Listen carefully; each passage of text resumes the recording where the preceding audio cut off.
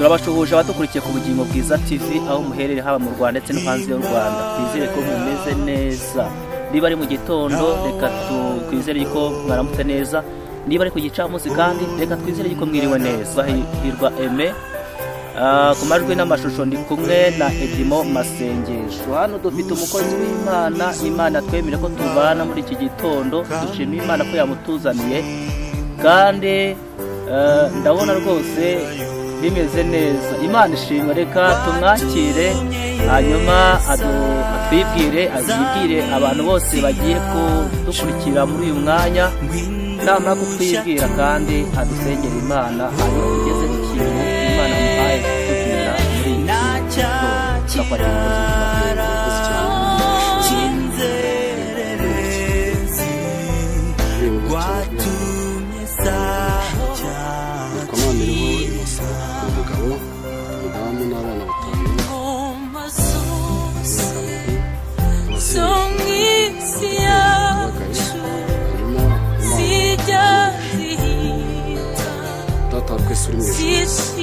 urera urakiranuka uri data wa twese mwiza turagushimira ko uri Imana y'amahoro ugira neza ugacya bukira uratabara uri Imana ntawagukoreye uzigera kugwa n'isoni ugira neza narakubonye uri umwami mwiza imirimo yawe iratangaje kandi gukora kwawe Imana urabugaragara buri wese akamenya neza yawe ngaho rero ukomeza kubana ukomeze kutwiyereka ukomeze kurwanira ukomeze kuneshereza muri uyu mwanya n'uyu munota ntaba ari twebwe ahubwo hagaragara izina ryawe urakoze n'umwami icyubahiro n'ikibi cyawe mu izina rya Yesu. Rero tudatinze nababwiye ko nitwa Mana iriho Innocent afite umudamu n'abana batanu nkaba ndi umukozi w'Imana. Imana iduhana umugisha ndagira ngo dusangire amagambo y'Imana ari hano muri Yobu ibice 42 kaduhere ku murongo wa mbere. Ijambo ry'Imana riravuze ngo maze Yobu asubiza Uwiteka ati nzi yuko ushobora byose kandi nta kibasha korogoya imigambi yawe yose. Mana yacu nishimwe. Aya magambo ni Yobu wayanditse, ayandika ari mu ntambara nyinshi, ayandika ari mu bigeragezo, ayandika abona bikomeye abona bigoye, ariko arangije aravuga ngo nzi yuko ushoboye byose kandi nta kibasha kurogora umugambi wawe Mana. Angaha yavugaga umugambi w'Imana, avuga ukuntu Imana ishoboye byose kandi ifite umugambi muzima ku muntu wese yamenye. Imana yacu itugirire neza. Yobu yahuye n'ibigeragezo ariko ahura n'ibigeragezo yarabanye n'Imana, azi imikorere y'Imana, azi imiterere y'Imana, azi yuko umuntu ashobora kugera mu kigeragezo ariko y'Imana ifite amaboko y'Imana ikomeye yarangiza ikamukura muri bya bigeragezo. Rero yarayizi neza, ikindi cya kabiri yarayisobanukiwe. Rero igihe kimwe ariko yandikaga aya magambo Imana ibwira Satani, iramubwira ati wabonye umugaragu wanjye Yobu uburyo anyiranukira. Hanyuma Satani aramubwira ati ese atagukiranukira si ibyo wamuhaye, si ubutunzi wamuhaye, yabura gute kugukiranukira? Ariko arangije aramubwira ngo ntago ari ubutunzi namuhaye, ariko nimba uvuga ko ari ubutunzi namuhaye wamukoraho hanyuma wamara kubumwambura ukareba ko atagumya anyiranukira. Hanyuma igihe kiragera kigeze aragenda. Satani nibwo yabwiraga Imana yabwiraga Satani, aramubwira ngo wabonye umugaragu wanjye Yobu uburyo anyiranukira. Arangije aramubwira ngo atagukiranukira se si ubutunzi wamuhaye. Arangije aramubwira ati rero ntago anyubahira ubutunzi namuhaye ahubwo anyiranukira kuko yamaze kumenya kanasobanukirwa. Arangije aramubwira Satani, aramubwira ati rero abwira Satani ati genda ubutunzi ubukoreho, numara kubukoraho urebe ko byongera kukubaha kongera no kugukiranukira.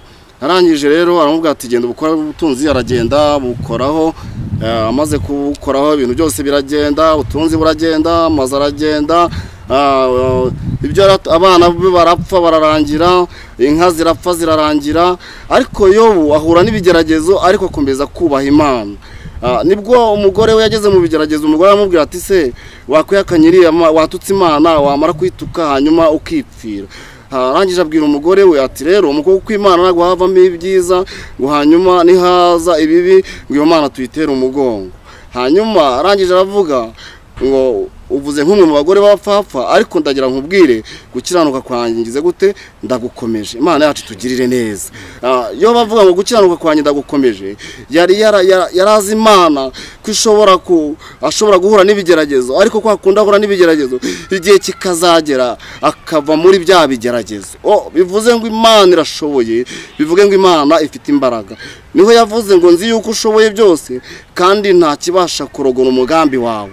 Imana yacu nishimwe ngo nzi yuko ushoboye byose kandi nta kintu na kimwe kibasha kurogora umugambi w'Imana. Iyi Mana irahambaye, yo wayiringiye ukayizera ukayikorera ukabana nayo neza ukamenya ko ari Imana muri kumwe.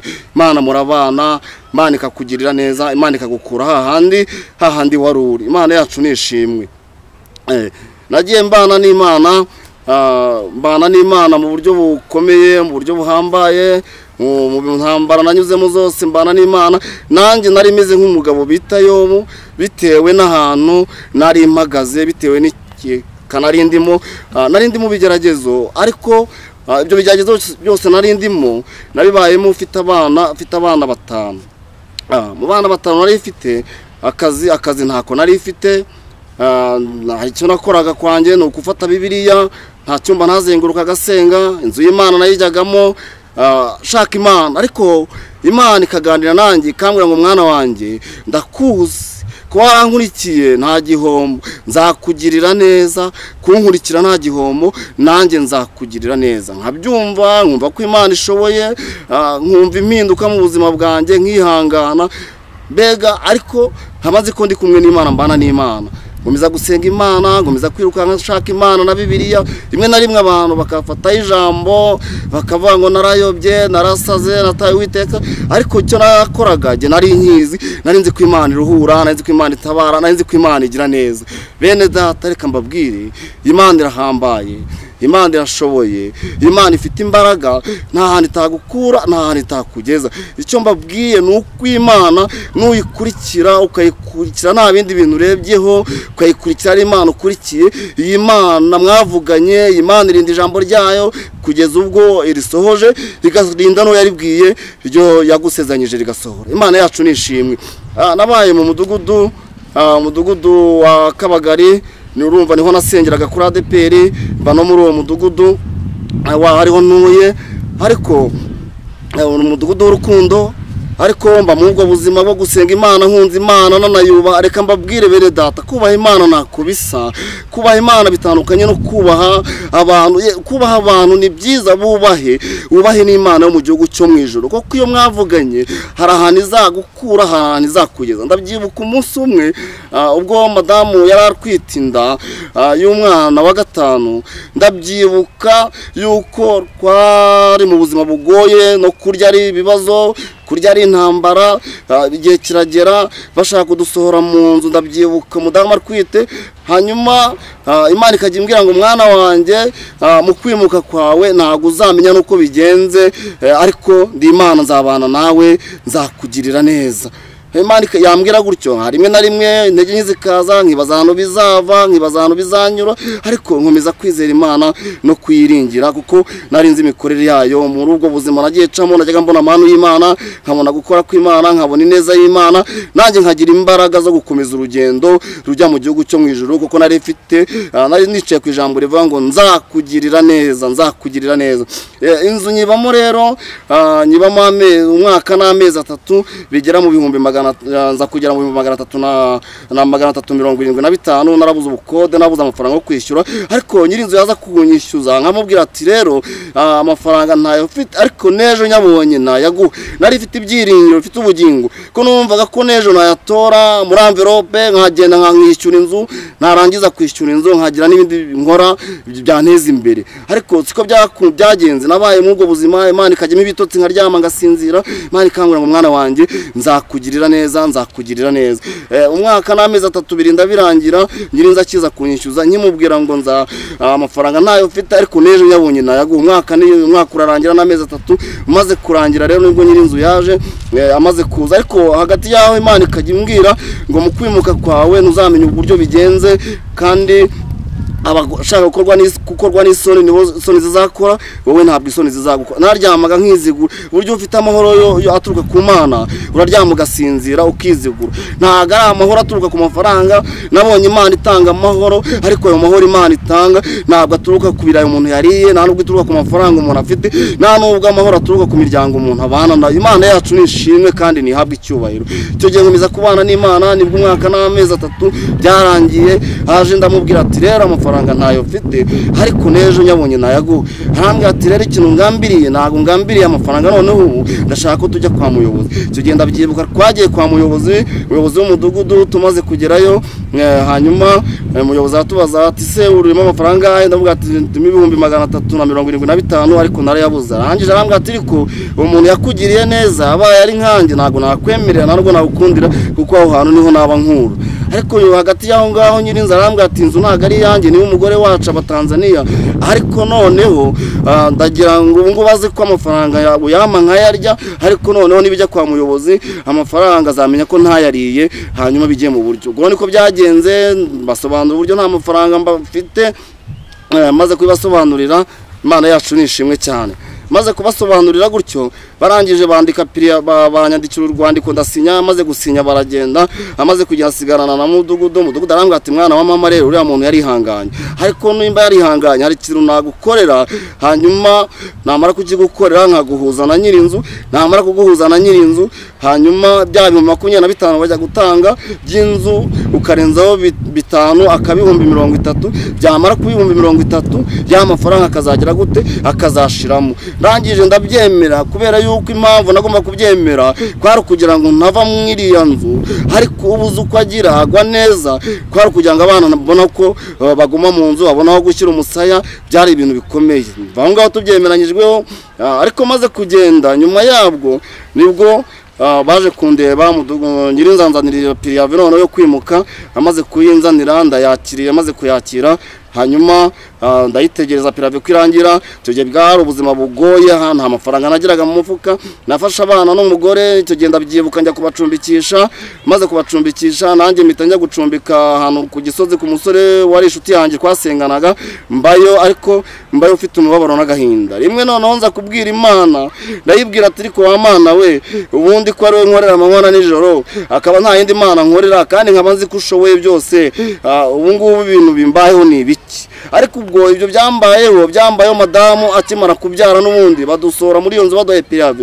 Madamu afite uruhinja baze gucumbikisha uruhinja n'umugore na nyina umubyara nanjye nkajya gucumbika ku musore ntari umugabo ufite umugore n'abana arumva ni ikibazo nagomba kugira umubabaro n'agahinda. Mbwira Imana ndayibwira ati niko wa Mana we ku ijambo ryawe rivuga ngo icyo wafatanyije nta muntu ujya ubasha kugitandukanya ukamwandukanyije n'umugore n'abana ubundi bimeze bite. Ariko nza kongera kumva umutima uratuje numva ijwi rimbwiye ngo buri Imana ubwikubwira inzu mu mujyi wa Kigali Imana igambiriye kuguha inzu. Imana yacu nishimwe yuko Imana igivuga yarangiza igasohoza. Imana yacu nishimwe. Ibyo byambayeho rero numva nongeye kugira ibyiringiro. Naratahaga rimwe na rimwe wa musore tubana kwabanaga nagiye gucumbika yari afite amafaranga ariko imibereho yari arimo rumva niwe wahahaga niwe watekaga yamara guhaha nanjye nkajya gute nkoza ibyombo nangiza ngateka kandi nari ifite urugo nari ifite n'iki nari ifite n'abana. Imana yacu nishimwe. Ibyo rero byarangiye gute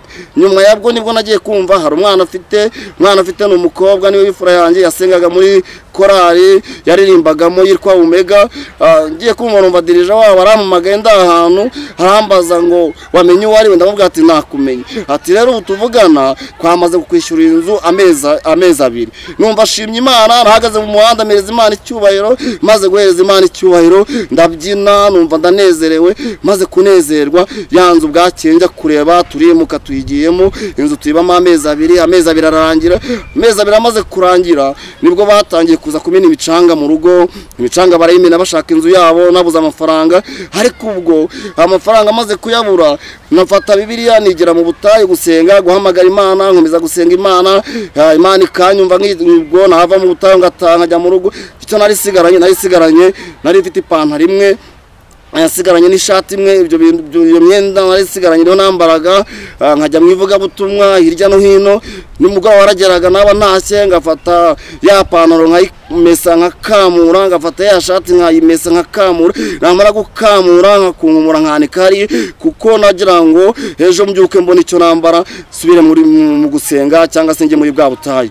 Rero urumva icyo gihe rero nabaye icuro ry'umugani aho najyaga hose, nari nahindutse uruvugo kubera yuko hari igihe babwiraga n'umudamu wanjye bakamubwira ati ku bundi umugabo wawe ni pasiteri, umugabo wawe ni pasiteri cyangwa se afite akandi kazi. Harimo umudamu akababwira ngo umugabo wanjye kubera iki mumbaje ko ari pasiteri, none se wowe ntago unaniye gusenga nk'uko asenga? Ati ariko turakubwiye ngo umugabo wawe wamutaye mugakomeza ubuzima mugakomeza kuko umenyereye kwitunga. Hanyuma akajya bimubwira, ariko najya gusenga Imana ikambwira ngo mwana wanjye nzakugirira neza, amagambo yabaye menshi ariko nje kukugira neza kandi nzagutabara. Imana ikambwira ngo kunkurikira ntago wayobye nta nubwo ari igihombo. Imana yacu nishimwe yuko igihumuriza n'abantu bababaye yarangiza ikabambika imbaraga. Imana yacu nishimwe cyane.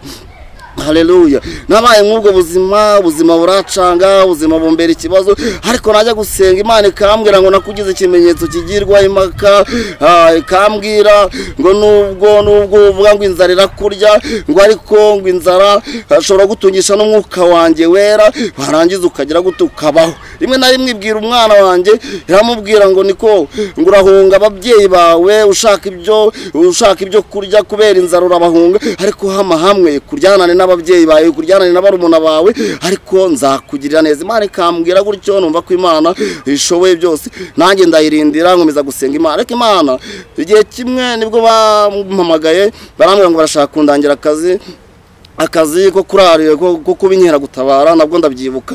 Nanjye ndavuga ati rero nabaye umukozi w'Imana, kubinkera gutabara ntago nabishobora jewe, ariko navuganye n'Imana, Imana izantabara kuko ndabizi neza ko Imana igitabara abantu bayo.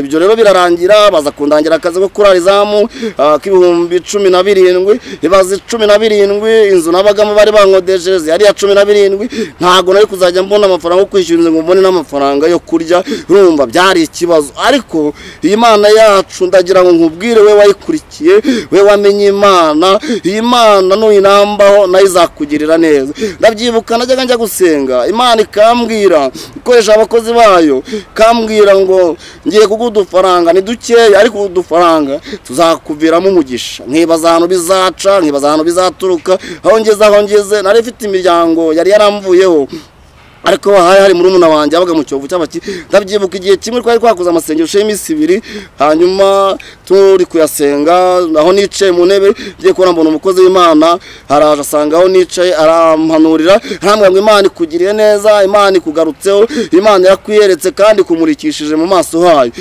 Ndavuga ati rero ku mutima ati hanura nawe wigendere, kuko amasezerano mbitse ni menshi. Imana yacu nishimwe. Aragenda cyakora amaze kugenda ngiye kubona mbona hongikanyije undi mudamu nawe umukozi w'Imana, asanga ahantu nicaye, nawe azahanura arambwira ngo Uwiteka kugiriye neza kandi aragutabaye kandi arakwiyeretse akumurikishe mu maso ye.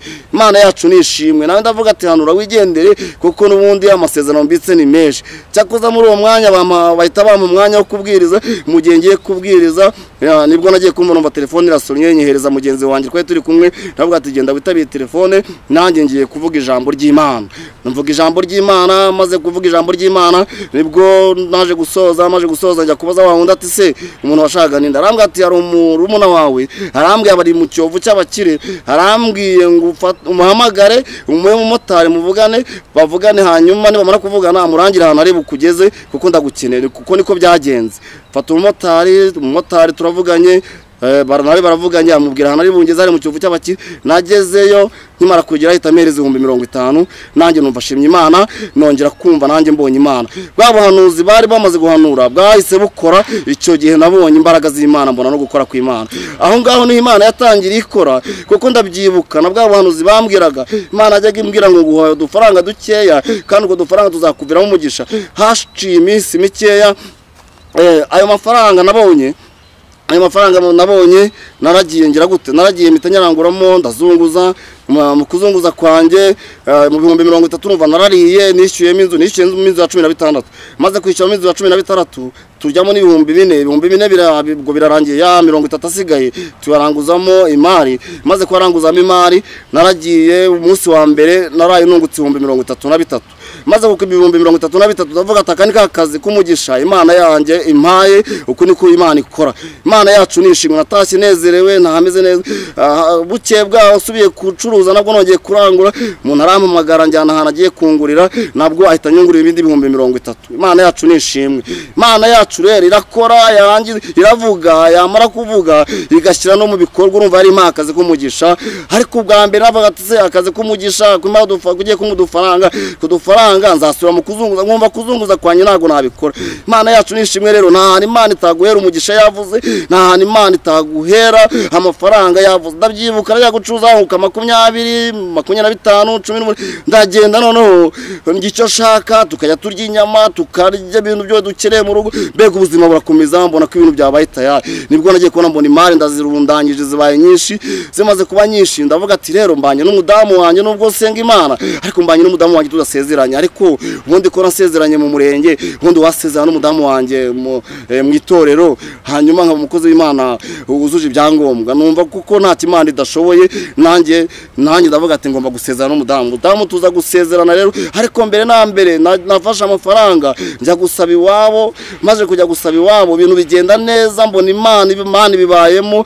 nibwo naje gupanga ndavuga ati ngomba gusezerana n'umudamu wanjye mu itorero noneho nyirizina ibintu bikajya mu buryo naje kugira gutya rero nkoresha ubukwe Imana impa amafaranga ntahandi hantu yavuye mu buzunguzayi amafaranga ndayabona ari Imana yavuze amafaranga ndayabona maze kuyamura dukora ubukwe bwiza bushimishije noneho aya mafaranga ikimenyimenye nuko twanagendeye mu modoka yavuye wita icyo gihe urumva ko Imana igize gute Imana irashoboye Imana irahambaye Imana ifite imbaraga shatse kuvuga yuko nta Imana itagukura nta Imana itakugeze ndabyibuka muri covid ya mbere yabaye nibwo umuhinde wa mbere uriya muhinde wabonekaga mu Rwanda yararwaye covid nawo umunsi wa nanjye nakoreyeho ubukwe tugira ubukwe bwiza ubukwe bitabonagira gute bitabona hagarara bumaze guhagarara rero barabuhagarika baza kugeza ubwo badushyira muri guma mu rugo tuyibamo twayibayemo cyakora siganye ibiceri 200 nibyo nari maze gusigarana ndavuga ati ibintu bimeze bite ibintu ndabigenza gute cyakoze nyuma yabwo baza umuntu aza kumamagara arambwira ati se ufite amashuka n'amakuvurori ko dushaka kukugurira ati wabona aho unyura icyo gihe naragiye nageze muri Sahara umuntu arangurira anyungura 25 maze kubinyungura nayifite undi muri umuntu wanjye navuze aba mu cyovu cy'abakire yamaye amafaranga 16 ngira ngo byabaye nka 41 ayo mafaranga niyo yagomeje kudutunga agomeza kudutunga nyuma yabwo bakamamagarana njya amakuvure n'amashuka bakangurira guma mu rugo ya mbere yarangiye mfite 20 nibyo nasubiranye kuzunguza ndazunguza mbona ibintu bigize gute mbona ibintu biremeye ariko shatse kubabwira ko Imana irindi jambo ryayo nubwo waburi guhura n'intambara nubwo guhura n'ibicanege ntago bivuze yuko intambara zose unyuramo Imana itavuze kandi Imana itazakora Imana izakora wikwigirira nabi ndabyibuka nagomye ndazunguza nkoresheje amafaranga nasigaye ni 20 ndakoresha nkajya nuka 20 nuka 15 nuka 30 mbona amafaranga arongigize gute amafaranga arongera aboneka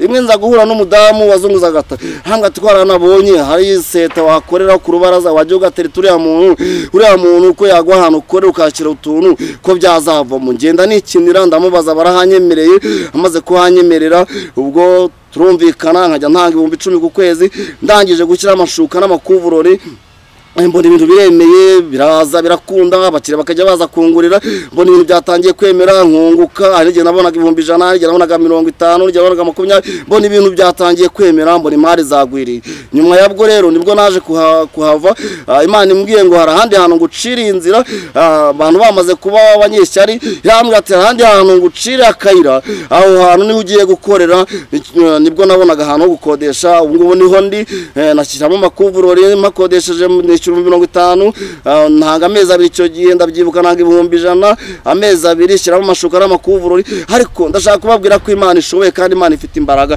kandi Imana nta hantu itagukura, nta hantu Imana itakugeza. Icyo gihe nashyizeho amashuka n'amakuvurori, ariko ubu ngubu ni mfasha agaciro k'ibyo maze kugeraho. Mu by'ukuri ari no mpamvu ushima Imana, n'Imana ko ishoboye kandi ifite imbaraga. Ndakeka maze kugira agaciro ka miliyoni ry'ahantu nkorera.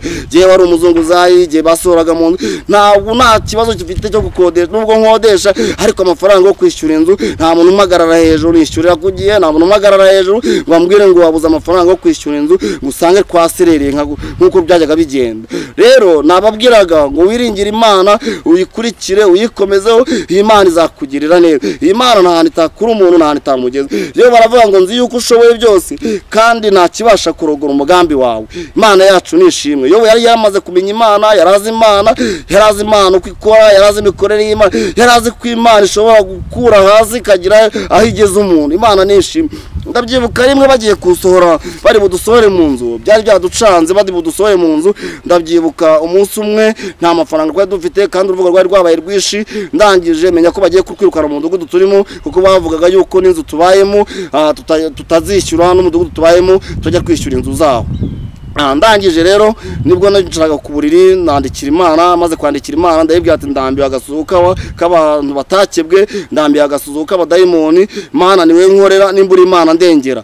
Imana suko ntari inyizi, ariko bitewe n'ikigerezo n'imagazemo, hari igihe birenga umuntu akaba yakwihakana n'Imana. Ariko ntago ndi kuri ndangurura amajwi ngo mvuge ngo umuntu yakwihakana Imana, ariko nakubwira ngo ikomeze kuri Imana. Imana niyo izagira hane gukura. Nandikira Imana, ndabyibuka icyo gihe maze kwandikira Imana, ndagenda njya ahantu bita mu Mugano mu Gasyata, rwa rupapuro nandikiye Imana ndumanika mu Mugano. Maze kurumanika mu Mugano ndazenguruka ndasenga, maze gusenga nibwo nataga. Maze gutaha haciye umunsi umwe, sinzaho nageze, umuntu amereza icyo cy'umuceri. Amaze kumeza icyo cy'umuceri, undi muntu amereza umutobe wari uri mu kabido, sinzi ibirori yari yakoresheje, ngujyana mu rugo. Maze kujyana mu rugo, ariko ntaragera mu rugo, ndangije ntambuka Gasakame mu muhanda. Gasakame maze kugatambuka, numva ijwi rimbwiye ngo subira inyuma utore kari Gasakame. Imana yacu nishimwe.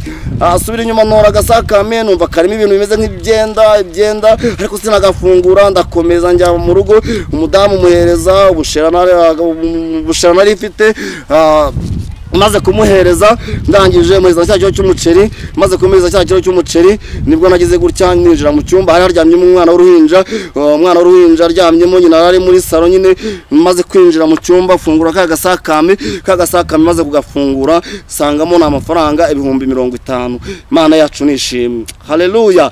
Imana irashoboye. Yari yanyumvise bagiye kusohora mu nzu. Uribuka yuko nagiye mu Mugano mu Gasyata. Ndangije ngira gute, ndangije nurira Umugano, manika rwa rupapuro nandikiye Imana, ariko Imana aranyumvise. Ndangije noneho bya 50,000 ntoye, nahise nishyuramo inzu. Maze kwishyuramo inzu, ndangije andi mafaranga, nahise sigaranye ipantaro imwe, sigaranye n'ishati mirambaraga, nabwo ndinze kubikamura kuko nibyo nambaraga buri munsi. Ariko nari mfite indi myenda y'amatise, nari ifite, ariko mu matise nkaba nakiyambara takinywira kubera kunanuka ubuzima nabayemo. Ndi umuntu wari ubugari bw'imyumbati mburyo umwaka wose, n'imboga za dodo n'udushyimbo kwijana ko twabonetse, nabwo umugore yavuye kudushakisha. Ariko Mana, ndagira ngo mbabwire ko Imana ishoboye kandi ifite imbaraga. Iringira Imana, Imana ikorere, Imana ikurikire, Imana izakujya. Nimba waravuganye n'Imana, nimba Imana iri mu ruhande rwawe, ihanganira igicuku utegereza igitondo, nuko yabika itabika amaherezo buzaca, kuko Imana igufiteho umugambi mwiza. Ayo mafaranga narayatoye, nishyura inzu. Maze kwishyura inzu, ndagenda mpita mfata ya matise nari ifite atarankwiraga, ndayadodesha. Maze kuyadodesha ajya kuri Simoro nayambara, aho ntambutse nyuze abantu bakavuga ngo uriya muntu Imana iramuhinduye. Imana nishimwe yuko igihindura abantu bayo.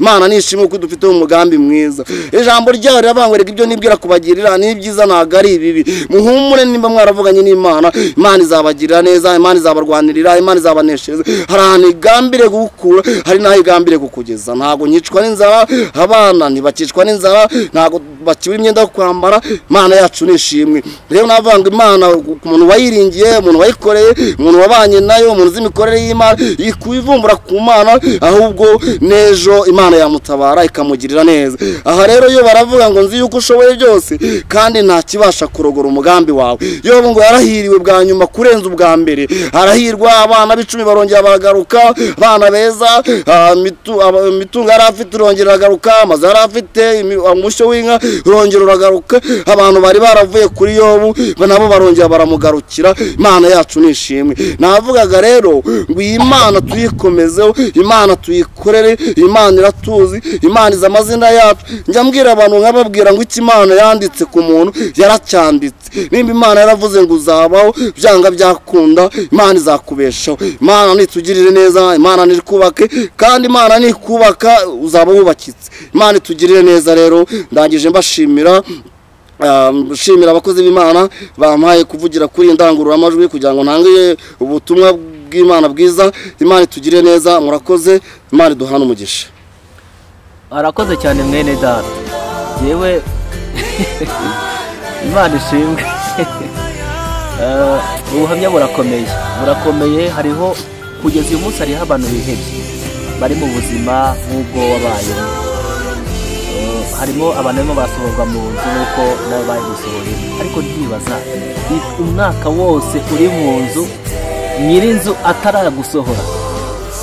Umwaka wose washize ndi mu nzu nyir'inzu atarasohora, ariko ni ukuvuga ngo Imana nayo yamukoreragamo, nuko nari ndi kumwe n'Imana kandi aricyo navuganye n'Imana. Nukuri Imana yacu ifite imbaraga. Ijambo niko ryatubwiye ryavuze ngo nzi yuko ushobora byose kandi nta kibasha kurogoya imigambi yawe. Mu yandi magambo Imana niyo ishoboye ibintu byose. Imana irashoboye, kuko impamvu Imana ishoboye nuko irinda ijambo ryayo yarangiza ikarinda n'uwo yaribwiye kugira ngo rizasohore. Iriya jambo rero Imana ivuga ntabwo irivuga iribwira ibiti, ahubwo iribwira umwana wayo kugira ngo aca mu buzima bukomeye, ariko ejo hari ubuzima bwiza, Imana ikazamukura muri bwa buzima. Niyo nahera kumva ngo Imana yacu irashoboye kandi ifite imbaraga. Ari nayo mpamvu nabwira abantu bari mu buzima nk'ubwo nanjye nari ndimo, bari mu guca mu ntambara, bari guca mu bigeragezo, nkababwira ngo nimwihangane. Nimba mwaravuganye n'Imana, Imana izabakura ahakomeye, Imana izabamamaza, Imana izabagirira neza, kuko naje gusanga Imana ntaho itagukura habi, nta naho itakugeza heza. Imana yacu nishimwe. Imana ishimwe. Reka tubwire abantu badukurikiye muri uyu mwanya baba bari mu bibazo, bari mu ntambara, bari mu bigeragezo, bari mu makuba, baba bafite ibigeragezo byinshi bitandukanye. Tubabwire yuko nta hantu Imana itakura umuntu naho itanamugeza. Kandi iri jambo rije kubahumuriza, ubuhamya buje kubahumuriza.